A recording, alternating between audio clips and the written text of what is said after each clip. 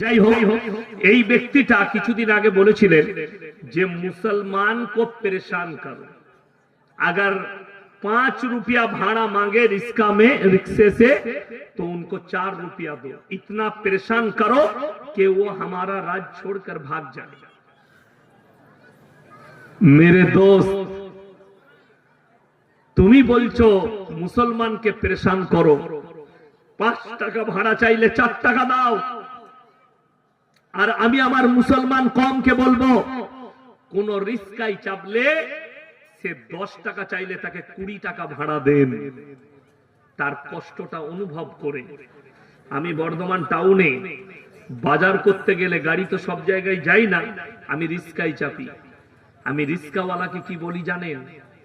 তুমি ভাড়া বলবেন, আমি নিজে থেকে দেব। তো তাদের এতটা বিশ্বাস একজন হিন্দু রিস্কাওয়ালা, যে দাড়িওয়ালা টুপিওয়ালা মৌলবি আমাদেরকে ঠকাবে না। কি বলে জানেন? স্যার আপনি আপনার মন থেকে দিবেন, বিশ্বাস করুন। 20 টাকার ভাড়াটা তাকে 40 টাকা দিই। কেন?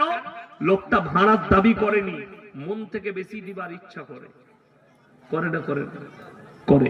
আজকে আপনাকে আমি বর্তমানে অবস্থা বলবো, যে বক্তা বলবে আপনারা খুশি করে টাকা দিবেন, সেই বক্তাকে সমাজ টাকা দিবেন, ঠকিয়ে দিবে।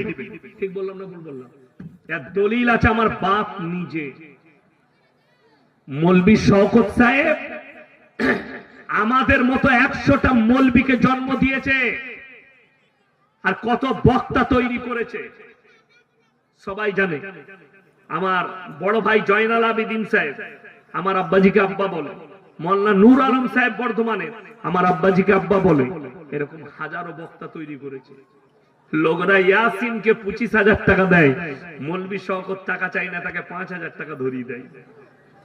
বাস্তব বলছি, এটা বাস্তব চিত্র বলছি আমার বন্ধুগণ, আমার ভাই।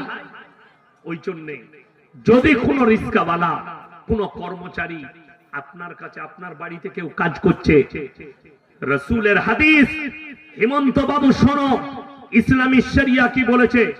তুমি যদি তোমার বাড়িতে কেউ পরিশ্রম করে, নবীজি বললেন তার ঘাম শুকানোর আগে তার পরিশ্রম মিটিয়ে দাও। জোরে বলুন সুবহানাল্লাহ। তুমি 1 টাকা মেরে নিয়ে তুমি বড় লোক হবে? আরে বলো ভারতের মুসলিম দিকে, তোমার রাজ্য তুমি চালাতে পারছো না, তোমার রাজ্য তুমি দুর্নীতি করেছো, অভাব যাচ্ছে। আমরা প্রত্যেকটা মুসলমান, ভারতে 30 কোটি মুসলমান 1 টাকা করে দিলে তোমাকে 30 কোটি টাকা ভিক্ষা দিতে পারবো। ঠিক কিনা কথা বলে? ইনশাআল্লাহ তুমি চাও